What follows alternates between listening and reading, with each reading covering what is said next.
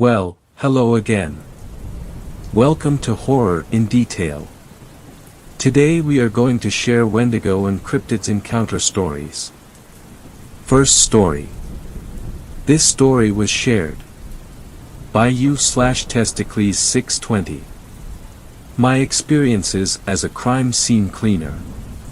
To start out, you need a little backstory to show how I got into this situation.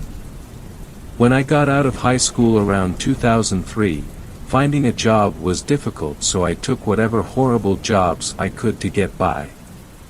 When I found a job cleaning fire and water damage full-time, I was excited to have steady income and start saving, but this quickly turned into a nightmare that I had to endure for almost 2 years. The company I worked for put me on my first job, which was a water damage claim where a basement flooded with sewage, so after a few days of work we finished and it was on to the next job. My boss then called me into his office the next morning and told me about a special crew that he was setting up and asked if I would be the crew leader supervising 3 other guys that were just hired. I found this strange as I had only been working there a total of around 3 days, but figured my work ethic was already paying off and I would get a raise. I only made 10 an hour to start. Not only did I not get the raise, but I got no training in the new position other than a work van with cleaning material, and the phone numbers for the 3 new guys that also were hired in to do fire/water damage cleanup. The boss told me what tools were best to use and what cleaning products to use to sanitize, along with where everything was located in the van, with hazmat suits and respirators, but he was vague about what kind of things I would clean up. He just said the situations were always different and I would get detailed instructions each job. He called my position CSC crew leader. The boss told me that I would never have to see the deceased as the coroner would have the remains gone by the time my crew got there, and to use my logic to determine what needed to be removed from the homes and what could be cleaned. The first job I had in my new position, which the boss told me about when I got to the office, was cleaning up the remains of an elderly man or woman who died in their house and had been laying in chair. When we arrived, the coroner had me come inside to show me a few things that were considered hazardous material and needed to be removed due to the risk of disease. I guess my boss knew a few people from the county coroner's office and much of the work came from their recommendations.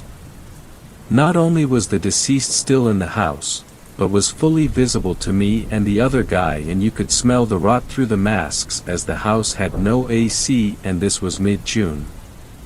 The coroner was backed up and waiting on additional people to show up to load the body as it was falling apart, and I called the body it because I honestly couldn't tell if it was male or female and was trying not to look too long as it was disturbing. The other 3 guys I worked with handled it well, but 2 got sick from the smell and has to go outside to puke. We all waited outside after the coroner showed us the chair, the fluids that leaked into the carpet, and the basement where the fluids went through the subfloor and puddled on some boxes in the basement. The coroner's support arrived and took the deceased out, and me and the crew started working.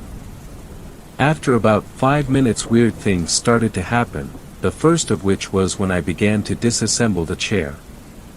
I had removed the back of the chair and was putting it into the special hazmat bags that I was given, and the base started to rock when I was about 10 feet away, putting the bag with the back of the chair by the front door. Nobody else was in the same room as the other guys were in the basement dealing with moving boxes. I brushed it off and took apart the base of the chair as much as I could, and when I got it into the bag I got a chill up my back and then began feeling sick. I just figured it was the shock of what I was cleaning hitting me and pushed on, even though the chill was strange as I was very hot in full hazmat in June. Next was removing the carpet and assessing the floor to see if it would be able to be cleaned or if I had to remove a section of the floor.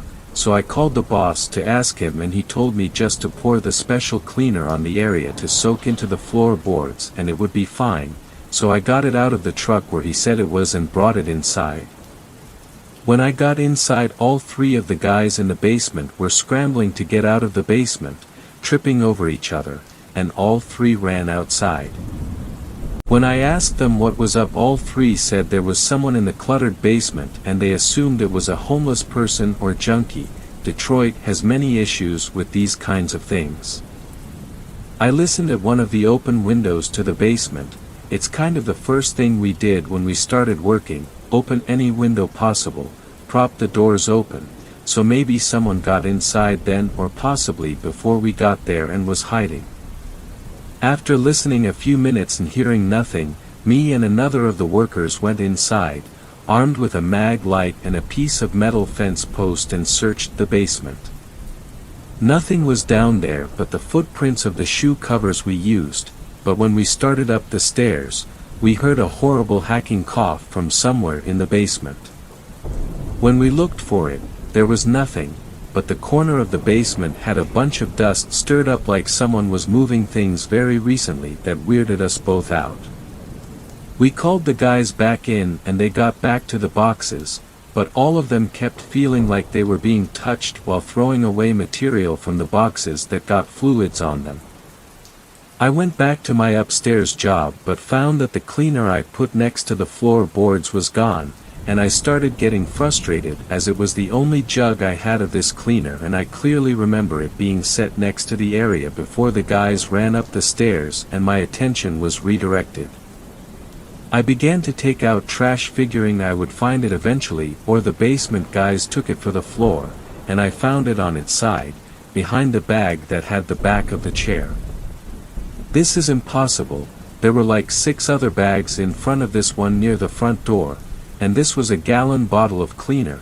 Again I got a chill, but this one was brought on by what sounded like a whisper that I could not make out the words to. Cleaned the floorboards and moved out trash, job complete. That night each member of my crew had a dream about an older man telling us that we are not welcome in his home, touching his belongings, and we need to leave. In my dream I was alone in his house. The old man cried and told me I was destroying his things and he couldn't replace anything. He was trying to push me out of his house, but it was like I was ignoring him. Even when he would push me and scream at me, no reaction from me. He then threw my cleaner into the garbage pile I had made by the front door, exactly where I found it. 2 of the 3 guys in the crew told me their dreams about the old man pushing them as they went through boxes of ruined pictures and other old stuff that needed to be thrown out due to the risk of disease from his fluids. They also said it was like they had no control and were on autopilot. They said they were so sad but couldn't do anything. The thing that got me about the dreams of the other 2 guys was they both said the man was getting so upset that he began violently coughing, and that the man kept grabbing their arms when they would touch boxes or throw things into the trash. Neither of the guys were in the house when me and the other guy heard the coughing from the basement. The guy that went into the basement with me said he had a dream, but all he remembered was waking up sad like he did something wrong, and had a horrible coughing fit, which might just be a coincidence, but I connected it in my mind as relating to the other dreams. We all talked about it and came to the conclusion that we were all just having a reaction to a situation and it was nothing more than our brains coping with what we had to do. I'm very into psychology, so I rationalized it the best I could and we hoped for better assignments the next day. Next few jobs were not so bad, cleaning up blood at a home invasion, no casualty, but huge mess. Then there was a few other bloody crime scenes with casualties, but nothing notable happened. About 2 weeks into the job we began to learn the tricks of the trade and were split into 2 different groups that I was responsible to manage as crew leader, so I would have to go to different sites if the other 2 guys had an issue or didn't know what to do. I thought I was getting used to the job as well as the other guys as we had no other experiences like the first job, but I was wrong. The next job that there was activity was a suicide of a man that was middle-aged. The coroner had already removed the body, but it was a mess. The guy had shot himself with what I think was a large caliber handgun or shotgun, as the spray was everywhere in the basement in like a second living room. There were skull fragments lodged in drywall, brain matter all over, and again he was not found for a bit, so the smell was horrible. First step in cleaning this was using our backpack vacuum cleaner to suck up all the biomaterial. The coroner told us when we went in that he and his partner were extremely uneasy in the house and it felt strange, and we immediately started getting a claustrophobic suffocating feeling when we went into the basement as well. To make matters worse, the family of the man had came over and were crying upstairs, but the vacuum noise helped to cancel out that. While I was cleaning, the power to the lights went out and it was completely pitch black. This was strange because my vacuum was still powered. My crewmate started screaming at this point, so I turned off my vacuum and climbed off my ladder. I thought maybe he touched a wire to the lights, but when my vacuum unit was turned off he was still screaming and I could hear things being knocked over. I started fumbling around for my flashlight on my tool belt and yelled for my friend asking what was going on, but all I got back was panicked screaming. Then I saw in the pitch black, something darker that was moving in my direction, and I will admit, I freaked out. I slipped trying to back up, still looking in my belt for the flashlight, and found it when my back hit the basement wall. I turned on the light aimed at the blackest shape I have ever seen, and when the light turned on, I saw the shape of a man wearing a flannel shirt, beard, and an expression like he was about to attack me. Then it was just gone. My crewmate was behind where the entity was, sitting on the floor rocking with his hands on his head. When I approached, he picked up his flashlight off the ground and turned it on, then ran up the stairs and outside and threw up. I followed behind him, asking if he was okay and why he was screaming. I thought I just imagined the entity and the man because his screaming scared me, but he told me that he was scrubbing the wall and felt something pulling on something in his tool belt and he thought it was me, but when he turned around, the lights went out and he was engulfed by what he said was like dark smoke, and he immediately could not breathe and was struggling to move. He managed to pull his flashlight out, but it was knocked out of his hand like his wrist was grabbed with force, and he managed to scream. When he screamed, trinkets started falling off an entertainment center that was about 3 feet to his side, and the black smoke moved back, but he was close to passing out from exertion. He also said he lost hearing and didn't know that any noise came out when he started screaming, and that the stuff falling off the shelves was landing on him, and that's why he was covering his head. He said it felt like a weight was lifted off him when the dark smoke backed up, but he felt sick right away, and the light from my flashlight made the sick feeling increase. We took an early lunch where he just sat there, pale as ever, and didn't say much other than he said he breathed in that smoke and didn't feel right. I got him some Gatorade and his color started to come back. I never told him I saw a man when I turned on my light because we still needed to finish, and I didn't want to put that in his head since he never mentioned seeing it. When we went back, the lights in the basement were on again, half the things that fell from the shelves were back on the entertainment center, and the TV was on baseball. There was also a different smell in the room, similar to burnt hair. My worker stayed a half hour, got sick again and went home for the day, leaving me alone to finish, which I didn't want to do but had to as the other guys had their own job. After cleaning up everything with my vacuum, I began scrubbing the old blood, which is hard after it congeals, mix in brain matter, and it is like glue, even with cleaner.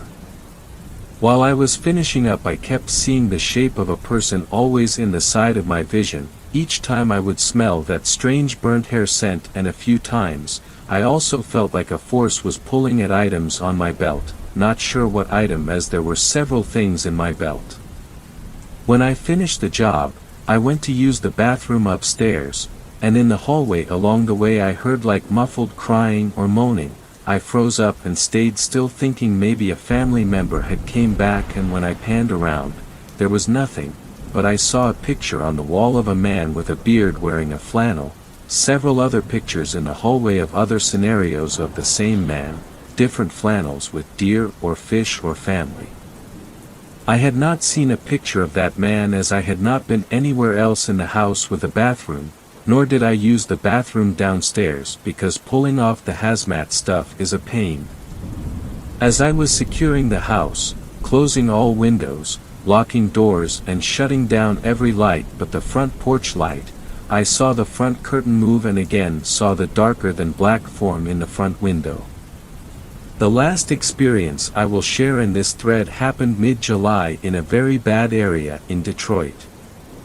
There had been an incident where a guy supposedly tried to abduct a child, was stopped by people in the neighborhood who beat the man very bad and he escaped to his house where the neighborhood people quickly called police and civilians surrounded the man's house to prevent escape. The police response time in this area is horrible and the people were throwing rocks through the man's window and damaged his car.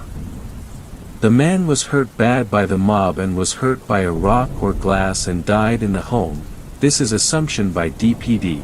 From what the police officer told me, it was a misunderstanding and the man picked up a girl that was injured riding her bike and some kids that knew her told their parents that the man was kidnapping her and people overreacted and the man was brutally beaten. The cleanup was pretty simple to do. We secured windows, cleaned up blood and bodily fluid, but as soon as I entered the house, I just felt wave after wave of fear and sadness, like I have never felt this before, and it hit in waves that made my legs weak. My working buddy who was there showed up late and didn't get the story from the cop like I did, but experienced the same feelings I had. The whole time we were there, we saw a form darting around corners, like it was watching us, then hiding. It was similar to like a small bit of fog or mist. We also heard very slight cries for help coming from several areas in the house and also what sounded like, "Please stop," and long, "No." A few times the crowd came back and yelled at the house also, and when this was going on the activity in the house increased and we could hear running footsteps go up the stairs, a door slam, and it sounded like the front door would open and close, but we never saw any of the doors move. The path of the footsteps sounded like from the front door, through living room, to the bathroom, to stairs to the upstairs bungalow room. The part that really got me, was I could feel the floor impacts that felt like the vibrations of someone running past me when I was cleaning the areas. And each time I would be hit by one of those waves of fear and sadness. When we left the house there were a few people on porches hanging out like is usual during summer and the people were still hostile and yelling random things, but directed at us as we loaded the van and took off hazmat suits.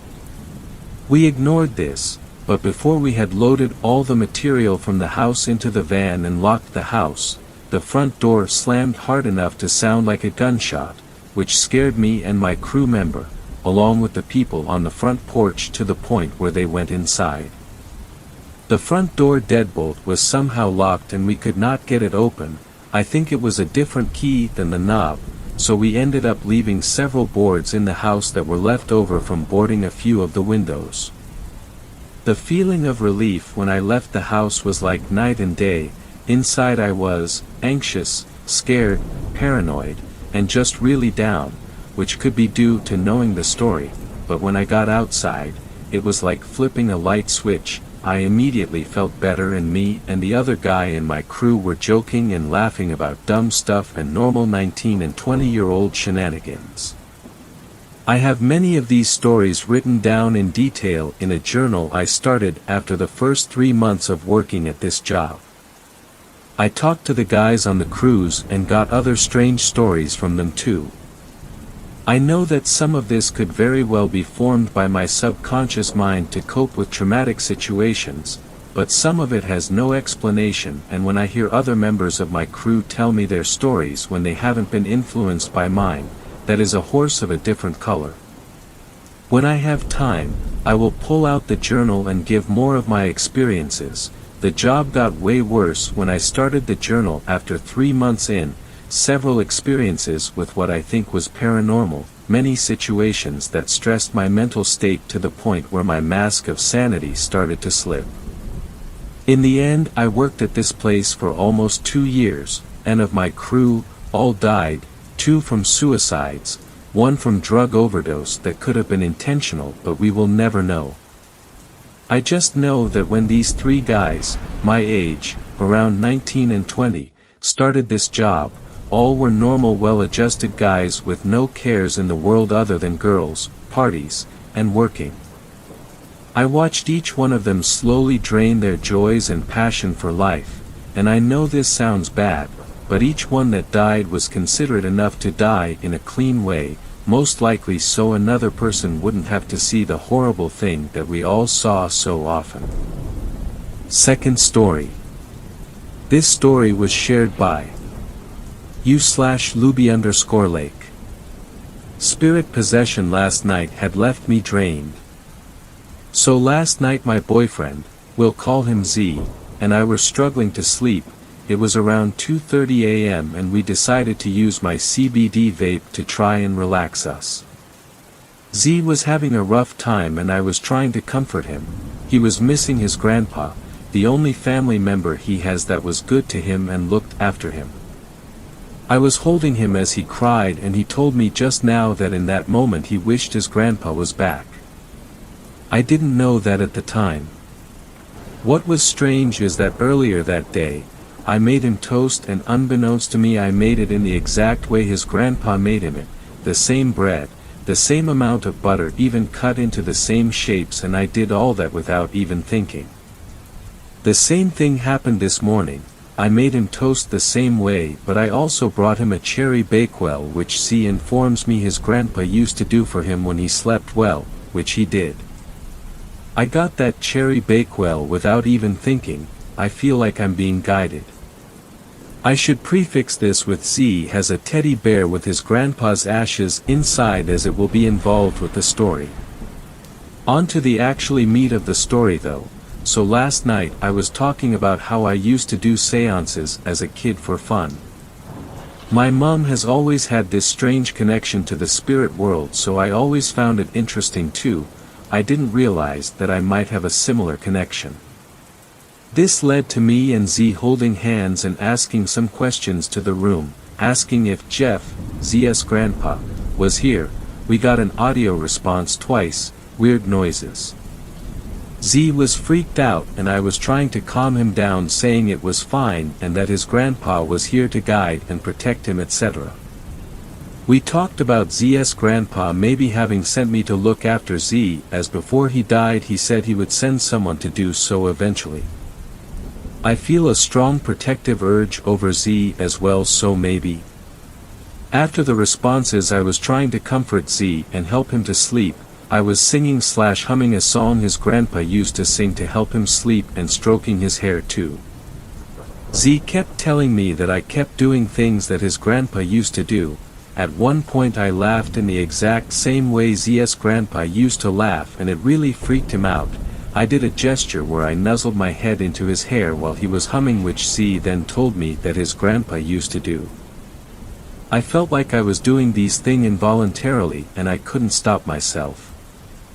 I also kept getting leg pain and cramp, which Z's grandpa really struggled with. Apparently I even responded in the same way he used to when Z asked if it was gone multiple times.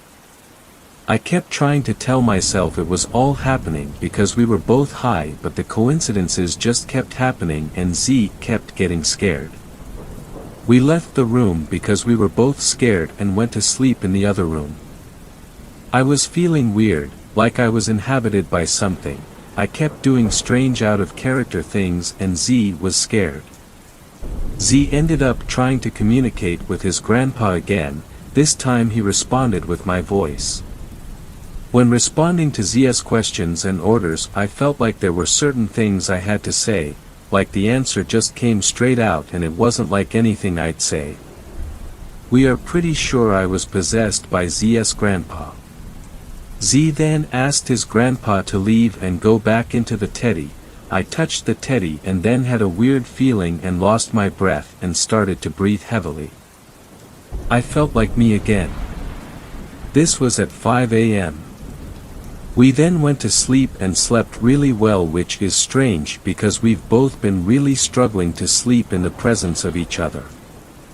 This is the first time we've been able to sleep together properly in the same bed without one of us having a weird trauma response and leaving. In conclusion, it was a weird night and I'm pretty sure I was possessed. I still feel kinda weird now, but I'm not entirely sure if it was all a shared high delusion or something. If you got to the end, thank you for reading and putting up with my bad grammar. I'm very dyslexic, so apologies. Let me know what you think happened to me, and if you have any questions about the specifics, let me know. I need to talk about it. Thanks. From Lake, a 28-year-old femby from the UK. Third story. This story was shared by u/glittering, screen 318. I want to tell you a ghost story. This is actually quite long, so I hope you will stay with me. I want to tell you a ghost story, and this particular story is the reason that no one will ever be able to convince me that these things are not real. When I was 18, I met someone who was to become one of the most important and influential people in my life, ever.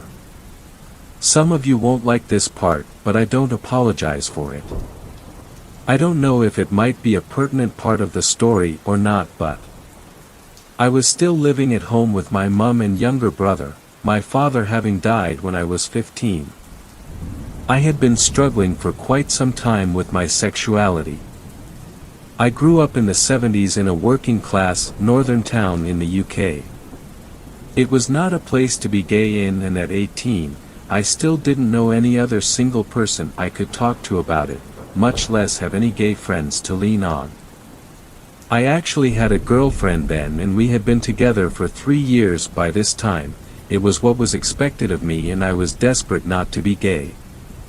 It was 1985. A great era to be just coming into adulthood. The clubs, the music, the new romantic period with Boy George, Spandau Ballet, Steve Strange and the like, all seeming to push the boundaries of what a man should be, should look like. Anyway, my girlfriend and I went out to a pub one night, and we bumped into an old school friend of mine and his girlfriend, who I also knew from school.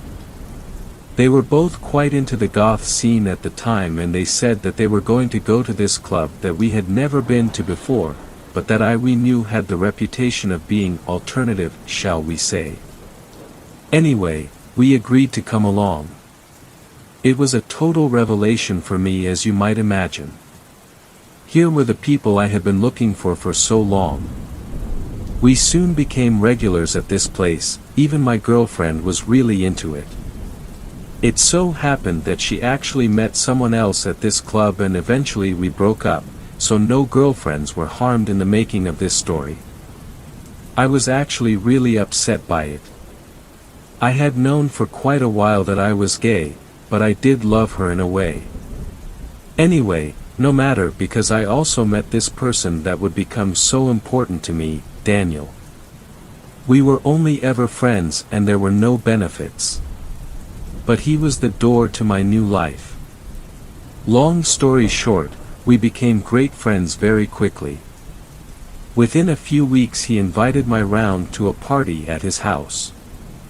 His story is complicated. His father had also died when he was young, so I think that was another thing we bonded over. His mother had polio and was wheelchair bound. That did not stop her, however, from having 1 or 2 gentlemen callers over the years, and neither should it. About 9 months before this party, his mum's boyfriend at the time, had actually convinced his mother to move out and go live with him at his place, leaving Daniel alone in the family home. Daniel's boyfriend at the time had moved in with him soon after his mum had moved out, but they had split up recently, and so he was again alone in the house. The reason that he and his boyfriend had split up was to become clearer later, but suffice it to say, it was not just a question of compatibility.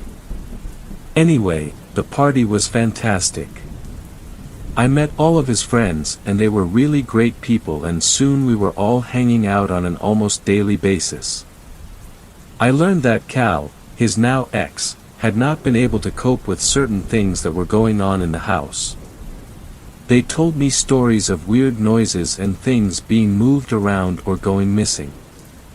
At first it was small incidents, almost not noticeable, but it soon built into more obvious and seemingly deliberate attempts to frighten the pair of them until one night, Cal had stayed up later than Dan, and on going upstairs to bed, he was pushed backwards down the stairs by something he couldn't see in front of him. That was the end of Cal being able to stay in the house, and soon after, they broke up. I had always loved ghost stories and horror films, but I didn't witness any of these happenings they talked about, and so I took it with a pinch of salt, but it was clear that Daniel didn't want to be in the house alone. There were 4 main people in our now tight-knit group: Daniel, Matt, Lucy, and me. Yes, I have changed the names because these people are mostly still alive. Lucy sadly died a few years ago of cancer, but I know she wouldn't mind me telling this story. Anyway, we took it in turns to stay overnight with Dan so that he didn't have to be alone in the house at night. The first night I stayed over, Lucy also stayed. I was a bit apprehensive, to be honest, because Dan was still reporting the odd noises and such, but it had seemed to calm down quite a bit since Cal left. The night passed uneventfully, and so too did many more nights. There were a few times that I heard something like a tapping on the wall above my bed. I thought that it was probably pipes expanding in the wall or something, but it went on for quite some time. Other little noises here and there, usually like the same tapping on the wall or odd bumps and bangs, would happen when you were in the loo, for instance, but that too could have been the pipes. We often had music on in the house, and sometimes you would hear something upstairs or in another room, but always just quiet enough to be not sure what it was, or even if you really heard it. If we turned the music down to catch it, it stopped. Being young and having this strange thing going on, we tried to make light of it, joke about it, and try scare each other in an obvious way so as to sort of normalize it, I suppose. Time passed. I had recently plucked up the courage to finally tell my mum that I was gay. She didn't take it well. I had been staying over more and more at Dan's during the last few months, and we had come, as far as my mum knew, to have some home-cooked food and for me to get some more clothes to take back to Dan's. It was spring, and believe it or not, my mum had gone into the garden to pick some daffodils for us to take back with us. Could that be more gay? LOL. Anyway, while she was out there, Dan knew that I wanted to tell her, and he said he was going to go to the shop and get some cigs so that I could talk to her without him there. I called her in, and she stood there, daffodils in hand, and I said, "Ma'am, there's something I want to tell you." "What's that?" she said. And then I froze, nothing would come out. I stuttered and stammered and started to sweat. My mum was looking at me with more and more concern until eventually I blurted out, "I'm gay."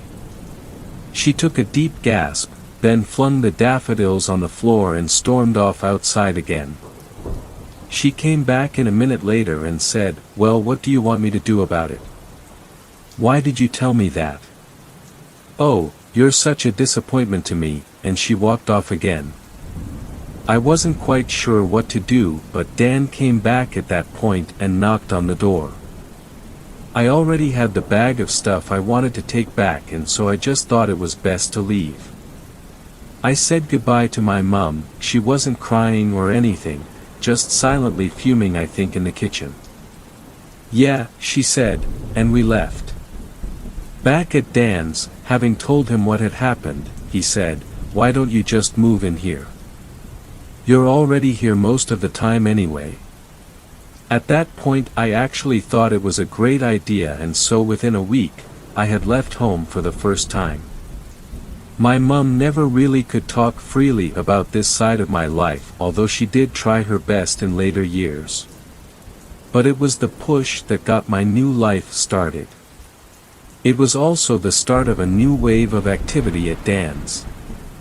Dan, Lucy, Matt and I were still spending almost every day together in various combinations, and either Lucy or Matt would often stay overnight too, since the house had 3 bedrooms. Lucy lived the farthest away, so she would often stay for a few days at a time. Honestly, it was a ball. One of the most fantastic times in my life.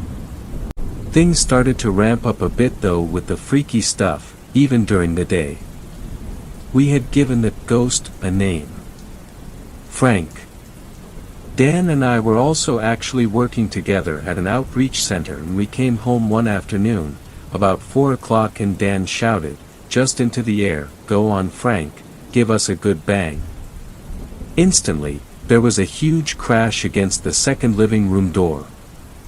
The living room had 2 doors. One that opened onto the dining room/kitchen and one that led to the foyer before the front door. We had the sofa against that door since we didn't use it, and it sounded like someone had just kicked or punched the door as hard as they could, just once. This was not a subtle noise. We nearly jumped out of our skins and looked at each other gobsmacked. We started to laugh. It was just a shocked reaction, I think. Of course we ran to the foyer to see what had happened, but the front door was closed and there was nothing out of place and no one else in the house. It's a strange thing, but when stuff happened like that, after a few minutes, it's like you sort of start to wonder if you really heard it or not, if it really happened. We were almost never completely alone in the house, and so we always felt sort of safe in a way, having someone else to share these things with you. Of course we talked about it for a bit, but after a while we just got on with the rest of the day. There was a period of time, that every morning when we got up, the loft hatch was open. We closed it each time, but the next morning, it would be open again. That went on for a week or so. One night all of us were in the living room just talking and laughing when we heard a smash of glass from upstairs. We went running up to see what had happened, and the bulb from the bathroom light had fallen into the sink and smashed. Only, the light was in the middle of the ceiling and the sink was against the wall. Many nights I would be in bed and there was that tapping on the wall, just above the bed, for hours sometimes. In the end I learned to just ignore it and go to sleep. One night, there was another sound, outside my window. It sounded like someone was scraping a stick up and down the fence in the front yard, hitting the individual pickets. It could have easily been someone doing just that, but it went on for a couple of hours on and off. I looked out of the window, but there was a tall bush at this side of the lower wooden picket fence and I couldn't see anyone. But the next day I had a look and there were scratches along the fence. It could have been a person, but who would do that for over 2 hours at 3 in the morning? I have to confess that we did actually do a Ouija board made out of letters written on scraps of paper on the dining room table and a glass, more than once. Mostly I didn't really believe that they worked. It was almost always someone pushing it, and what came out was rubbish, gibberish. But we did get a few things out of it that were a bit freaky. It seemed to accept the name Frank and said it was a friend of Dan's dad from the army. Weirdly specific. It said that he came to visit from time to time and that he was going to frighten us. Even though we mostly joked about it and treated it like it was something usual. There were small things happening almost every day, and so you do actually get used to it in a way. It was still succeeding in its mission, however, since we were all, underneath, quite frightened at times. One of the worst things that happened came also in the middle of the day.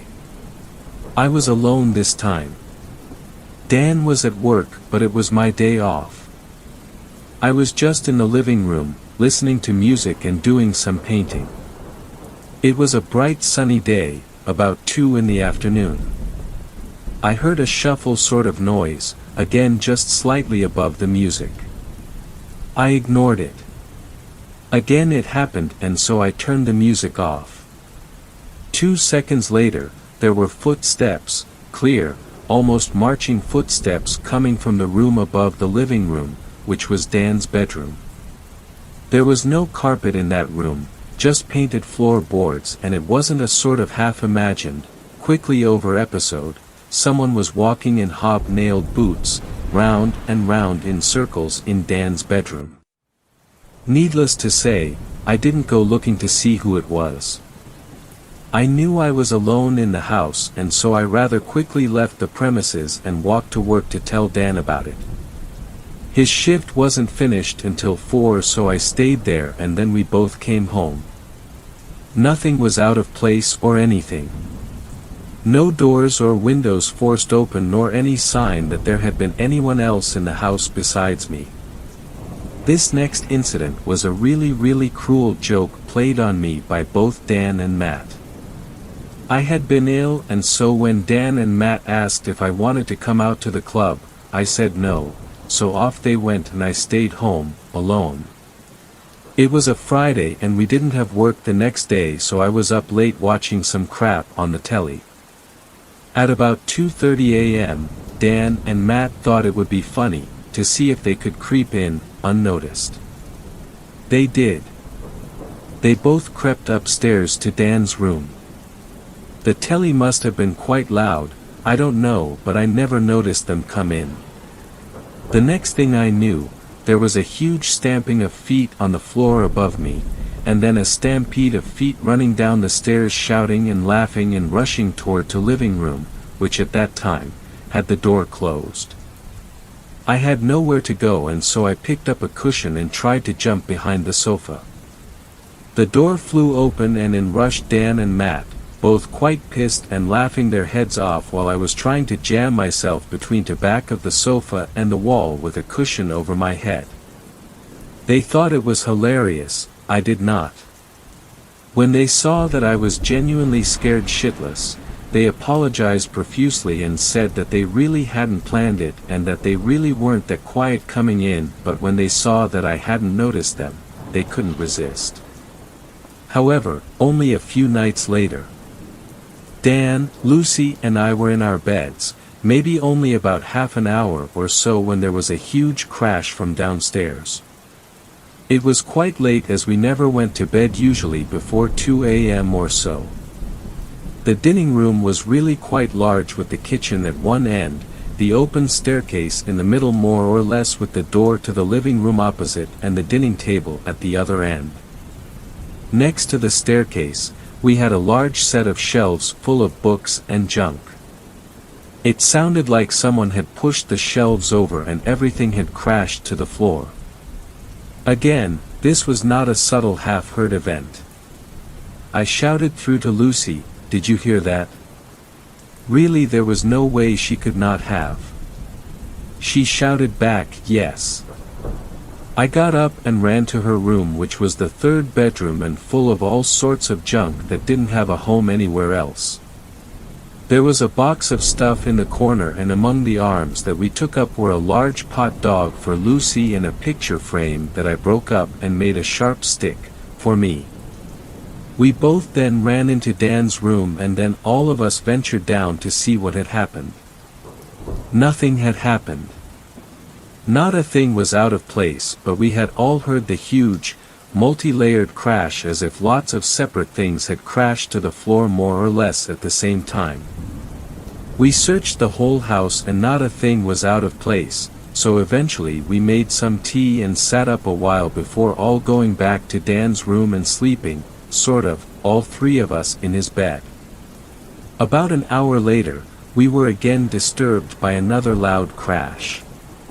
This time, someone ran up the stairs laughing, stopped on the landing outside the room and breathed heavily 3 times. Then nothing. The laughing was definitely laughing, but it was weirdly not human sounding. I can't really describe it better, almost as if some animal were laughing is all I can remember. We debated whether to get up and have a look or just stay put, but in the end we opened the door and crept downstairs. Again, nothing was out of place. No doors or windows unlocked and no sign that anyone had been in the house. It was about 3:30 a.m. getting on toward 4 and we didn't go back to bed that night. I lived in that house for about 2.5 years in all. I eventually met someone and moved out to live with him. I still kept in almost daily contact with Dan and Lucy and Matt, and they would still stay over at his place a lot. I felt really bad for leaving, but I also wanted to experience this new thing. It was my first real boyfriend and Dan completely understood. As I said, Lucy died recently. But we were still in touch until the end. Matt too is still a good friend. Dan, however, is a different story. Over the next few years, it became more and more difficult to deal with him.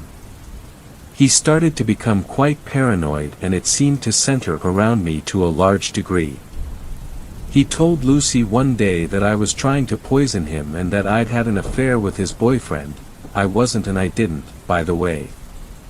I was apparently trying to put rose fertilizer in his tea.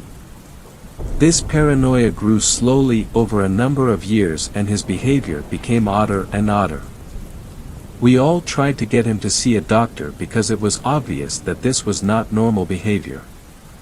Eventually, after quite a few years, he did actually get a diagnosis, some type of personality disorder. I know he was ill, but the damage he did to our relationship in the meantime got to such a stage where I wasn't really able to deal with it any longer, and we eventually stopped talking.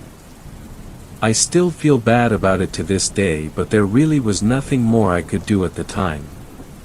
He wouldn't allow it. I don't know much about him now. How he is or where he is or if he's okay, if he got the help he needed. I do know he's still alive, so that's something at least. Matt also pulled away from him in the end. Dan was also quite abusive to him at times. Lucy stayed in touch longest, but even she had to withdraw in the end. I think I loved him at one point in our lives, and actually I think he loved me too, even though there was never anything sexual between us. I don't wish him any harm, but I had to put a stop to the contact for my own sake in the end. But the experience he gave me, in opening up my new life and learning to become myself, was invaluable, and the 2.5 years we spent living together were in many ways magical. Again, once I moved out, the happenings began to calm down again. They never stopped completely, but they never grew to those proportions again. But I did live it. It did happen. I often wonder if, given Dan's illness and the complicated life he led before we met, that I haven't explained but do know about, was enough to grow some kind of energy that came to life in the house. We never saw anything, it was only ever noise. The odd thing moved or disappeared or got smashed, and there was a feeling of menace a lot of the time, but never any visual apparitions. His dad died when he was young, as I said, and he did go off the rails at that time a little. His mum had polio and so was never very capable on her own. He was an accident really, and all of his brothers and sisters, of which there were 5, were quite a bit older and had left home quite some time before to begin their own lives. There were a small but steady stream of men in his mum's life that didn't always accept Dan as he was. He was quite loud and proud of who and what he was, and never hid the fact that he was gay from anyone. The man his mum eventually left him alone in the house for at 19 years old, was actually quite good with him. But I find it odd that he was not invited to go live with them, and I know my mother would never have left me alone in the house to go off and live with someone else after my dad died. That has to affect a person. I still think that the circumstances that surrounded Dan and the way we all took this phenomena and made light of it but also encouraged it in a lot of ways, might have been enough to create something. I don't know what, but whatever it was, I know it was real. It's not the only experience I've had either. When I lived in the first flat I ever had on my own, there were a couple of odd things. It was a converted old Victorian townhouse with 2 floors. I had the top floor. It really was only inches from falling apart, but I loved it. One night, I was in bed reading and the toilet flushed itself. I got up to have a look and the cistern was still filling up. It was an old Victorian toilet with the cistern high up and a long chain to pull to make it flush. The chain wasn't swinging or anything, but the water was running back into the cistern. Then on another occasion, I was in bed again and there was a crash of glass in the hallway. I got up to see what had happened and the loft hatch was actually a glass-paneled window with 6 panes. One of the panes was smashed. I cleaned it up and went back to bed. In the morning I found a stone on the stairs that must have been what broke the glass. In the slope of the roof was another glass panel. Thicker glass, but it provided light through into the attic and the stairwell. I climbed up into the attic space to see if that had been broken, but it was still intact, so where did the stone come from? The last thing that happened there was a daytime event. I was home studying in the living room. No music or telly, just me and my books. I had a big heavy mirror on the wall over the mantel and it dropped to the floor and smashed into pieces. I thought the chain that supported it must have broken or the hook had come out of the wall, and once I gathered myself together, I had a look. The chain was still intact and the hook still in the wall. Weird, eh? 4th story. This story was shared by u/personal, Pomelo 8703. I live in Utah. I'm pretty sure I had an encounter with a skinwalker or a wendigo. I am 25, M. I live in Utah and I'm curious if any of you have seen anything like this before. I'm pretty sure I saw a wendigo or a skinwalker. I know it sounds strange or crazy. I don't really believe in those things and I'm regularly skeptical when it comes to the paranormal. This happened to me when I was 17 and in high school and living with my parents. My house at the time was in a very small town. The backyard faced open empty fields and mountains for miles before you reached another civilization at all. My best friend lived next door and shared this field as our backyard in a way.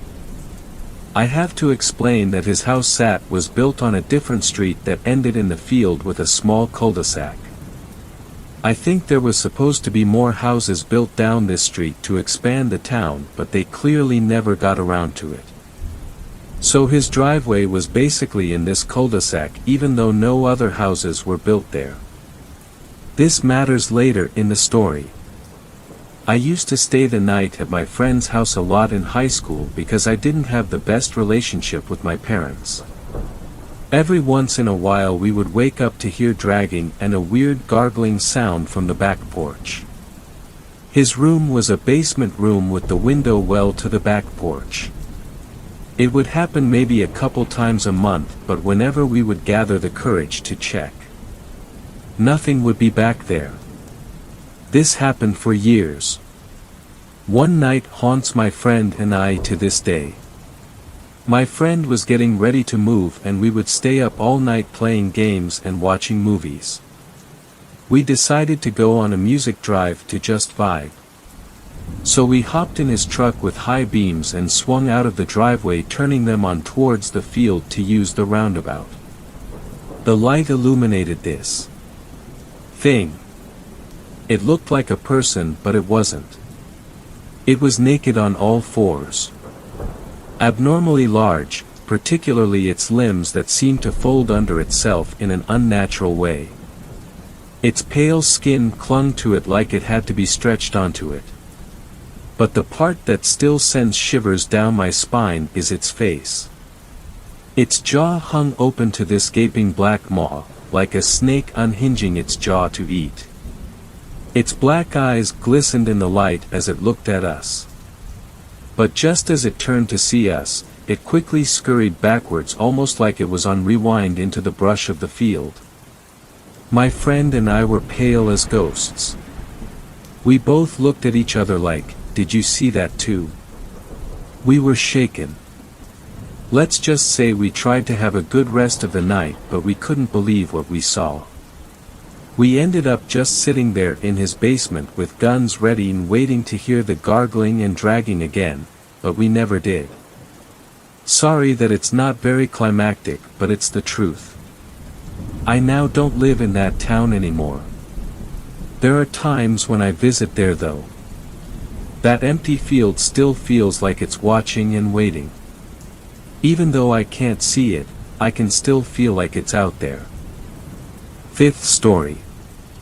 This story was shared by you/sad_ad_2051. My skinwalker story. Before I begin, I would like to say that this is a very long story. It's been something that's haunted me since I was 6 years old, since my first encounter with it. I have had dreams about this, and 2 very specific encounters with the creature. I'm sharing this story so I could possibly find help on what to do or how to get rid of this creature that's been hunting me since I can remember. Just for background, I am a 21-year-old female and still worry about this creature finding me, but I'll get into detail why later. For now, here's my story. I would always go camping with my grandparents, who I call my Gammy and Gampy, at the end of my school years. I would always look forward to it since I grew up loving the outdoors and the woods. I especially loved camping, loving the idea of having s'mores, taking long hikes, being around the campfire, and of course the wildlife we would see. Now I grew up in California, mostly near cities, so the forest was like my true home to me. I always preferred being near trees and dirt rather than buildings and crowded places. Besides, the woods were much quieter and more peaceful. I always felt safe when I was there, like nothing could ever hurt me. But something strange would always happen at the end of the month of May. I would have this reoccurring dream during the last week of my school year. I would be in the woods, walking alone down a dirt trail. The woods were always strangely quiet. I would continue to walk this path until I saw this red fox poke its head from behind a tree. Its eyes were always strangely human-like, but they were yellow and somehow looked like teddy bear eyes, and it would just stare at me. It wouldn't make a sound at all, it would just watch me. Usually in my dream I would go up and pet it, that making the fox finally make a noise, usually a soft growl. Then I would continue walking, and it would follow me. The first time I would have this dream was when I was actually around 5 years old, and it lasted until I was about perhaps 11. Over the years it would be the same exact thing. I would walk in the woods, find this fox, pet it, then continue my hike with it alongside me. But about having this dream for the 4th time, it would start to walk behind me. That's when I started to feel uneasy about this fox. I could hear it making odd noises, but every time I went back to look, it was just walking like nothing was wrong, even, somehow, giving me a smile. Sorry to go on about a dream, but I now believe that it was a warning of the creature. Now that the dream is out of the way, I can talk about my first true encounter. I was 6 years old and was going on a camping trip with my Gammy and Gampy for about a week. Of course, I was very excited for it, being able to barely keep myself in my school seat for the last day of kindergarten. They had picked me up right as the bell had rung and already had the camping trailer attached to my Gampy's truck. I remember he drove an old red truck that only had 3 seats, me always being in the middle. It took about 2 hours to get there, and another good hour to find our usual camping spot. It was deep into the woods and far from other people, as my Gammy wasn't too fond of being around other people while we camped. As they were setting up the camping trailer, I wandered around the campsite, loving to dig in the dirt for bugs. I had sat down on the dirt and started to dig, but I noticed how strangely quiet the woods were. It was never quiet, not even in the dead of night. I thought it was odd, but being only 6, I didn't think too hard about it. As I continued to dig for bugs, however, I thought I heard my Gammy call for me. She would usually call me Sugar Booger, that being a nickname she gave me since I was born. That's what I had heard, but it sounded like she was very far away and somewhat sick. Sugar Booger. I looked up where I heard it come from, that being from the woods. But there was no way she was there, because she was still unloading stuff from the truck.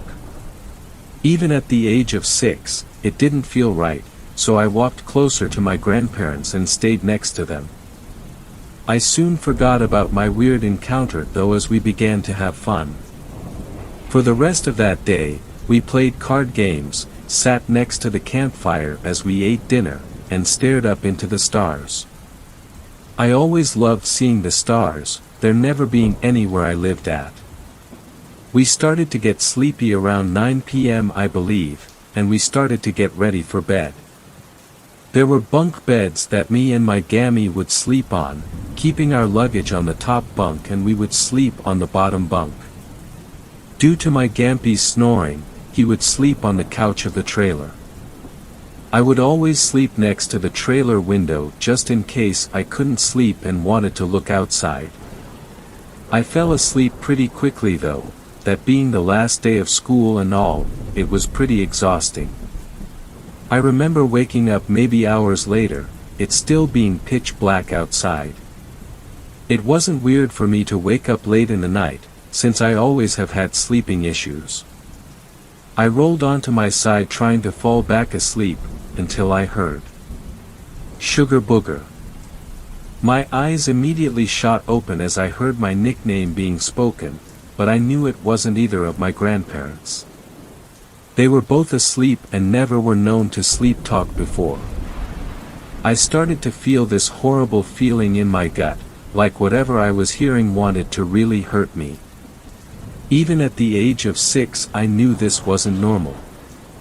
Then I started to hear tapping at the trailer window. It was soft, but loud enough for me to hear it. Tap tap tap. I just sat there, frozen in fear. I was trying to just brush it off as tree branches or rain, but I just knew that wasn't it. I could tell that it was really someone, or something, tapping on the window. Then I decided to be brave and look. Big mistake. I pulled the curtain away to only peek, and all I saw were these large yellow eyes. They seemed glassy, yet not entirely real. They looked like giant teddy bear eyes, but cold and unwelcoming. I remember in that moment I panicked, and quickly closed the curtain back up. I then hid under the blanket, that being the only thing I knew to do when I saw a monster. I could feel tears falling down my face. I never had been so terrified in my life. I just curled up into my Gammy's side and clung to her all night long, that damn tapping only getting louder and more persistent throughout the night. I don't remember falling asleep, but somehow, I did. I do remember my Gampy waking me up around noon, saying how if I got up quick enough, we could still go fishing. I honestly didn't want to leave the trailer at all, terrified that whatever I saw the night before would be out there. I did eventually go outside, but I was constantly looking around, horrified that whatever saw me last night would get me. My Gammy immediately knew I was scared and pulled me into a hug when she saw me, asking what was wrong. I did tell her what I saw and heard, and surprisingly, she believed me. The next thing I knew she was telling my Gampy that we were moving campsites. It took a bit to convince him, but he did eventually start to pack up and hook the trailer onto his truck. I was put into the truck so I could properly sleep, but I just couldn't. I kept feeling that I was being watched, thinking that every little noise was that thing I saw, that if I closed my eyes even for a second, it would get me. My gammy wasn't too far from me when I heard it again. But this time, it was my actual name. Ayla. In that moment, I had never seen my gammy move so fast. She looked up into the bushes where we heard it, then to me. She then got in the truck with me and pulled me into a tight, protective hug. I began to cry all over again, telling her how I wanted to just go back home. That's when my Gampy got into the truck as well, and since I was sobbing so hard to the point I was coughing, he agreed we could go home. We started to head out of the campsite, still hurt that this trip had been ruined by something. But I still didn't know what. That's when something in my head told me to look back. I slowly did so, feeling an ice-cold fear wash over me as I saw something. A red fox, sitting in the middle of the campsite, sitting there with large yellow eyes. The same red fox from my dream, somehow, curling its lips into an eerie smile. After that encounter, we never did go back to that campsite. We did continue to camp, but in more populated areas. I didn't tell my grandma what I saw, but she had told me to trust my gut. She knew that I was sensitive to certain entities, and that would help me if I trusted it. Now this would be the end of the story, but I'm afraid it isn't. There was one more encounter I had with the creature, and it was much more terrifying than the first time. The second encounter I had was when I was 17, many years later. By this time, I knew very well what a skinwalker was now, and I was still very paranoid every time I went near wooded areas. I still worried about seeing that fox, but I never really thought about it too much. Me and my two younger siblings were staying at a relative's house for Christmas, them living way up into a mountain area. I think they were my great aunt and uncle, but I'm not sure. Where they lived, there was no service at all, so unless we hooked up onto their Wi-Fi, we had no phones. I didn't mind the house, still loving the woods no matter what happened. Although at night I hated how they didn't close the window curtains, making it easy to anything outside to see inside. But I did feel safe while inside the house, knowing that they wouldn't let anything hurt us kids. Luckily it didn't snow where they lived, so we could go outside and run around. They also had this beautiful black lab, being about a year old, named Pam. She was very playful and normally wouldn't listen to anyone but my uncle. Although she was easily excitable, she was a good puppy. One of the days we were there, my little sister and our aunt went out to the store for a nice girls' day. Although I'm a girl, I wanted to go hiking with my uncle and my little brother. We left pretty early since the hike we were doing was 4 hours of walking into town. It was a really chilly morning, but since we were doing so much walking, it felt great. We also decided to take Pam, it being a good way for her to get exercise and have fun. About maybe an hour into our walk, I started to slow down a bit, wanting to enjoy the beautiful forest. It was so peaceful, I could have honestly stayed there. But as we continued to walk, I started to feel something odd. I noticed how quiet the forest had suddenly become, hearing only our footsteps and my brother talking to our uncle. Pam noticed it too, her ears going straight up and growling softly. I started to pick up my pace to get next to my brother, worried that possibly a coyote or mountain lion was nearby. I knew though that they wouldn't be out at this time though, even if they were they didn't walk near the roads. My little brother was only 9 at that time, and being the oldest sibling, my natural instincts to protect him kicked in. My uncle noticed the silence as well, telling us to stay close to him and Pam, who was now next to me and still growling. I began to feel that horrible feeling again, that ice-cold fear I once felt when I was 6. I tried so hard to not think of the creature, but it was all I could worry about. I was scared. I felt like I was back to being that scared little 6-year-old girl again. I had to stop for a moment though, seeing my shoelace came undone. I quickly kneeled down to tie it back up, trying to hurry and just get out of there. That's when I heard it. Alea. In that moment, my heart dropped into my stomach. My eyes were widened and I could just feel myself start to shake from fear. It was right next to me. I heard it clear as day. I slowly turned my head, and there it was. That same red fox, still having those horrid yellow eyes, and that same demented smile. Only this time I saw it much more clearly. Its fur looked so matted and disgusting, the smell it had was like rotten, decaying flesh mixed with garbage. Its limbs were much too long for a normal fox, the back legs bending completely the wrong way. Those eyes were still the worst thing about it, but now they looked emptier than I had remembered. I wanted to scream, to run, to cry, but I just couldn't. I was frozen as I was, too scared to even blink. Then I heard it speak again. This time however, it had mimicked my little brother's voice. Found you. Before anything else could happen, Pam suddenly jumped in front of me and started to bark like mad, snapping and growling so aggressively that it scared me out of my frozen trance.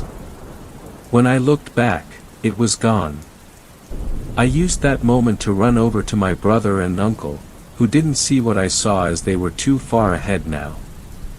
But I heard my uncle start to pray and sing a song under his breath, keeping my brother and myself close to him. I was just too scared to even look back, so I just kept my eyes on the ground and refused to stop walking. Pam had stopped barking, but she was still loudly growling and never left my side as we continued our hike. My little brother was a bit worried, but he just thought it was a coyote.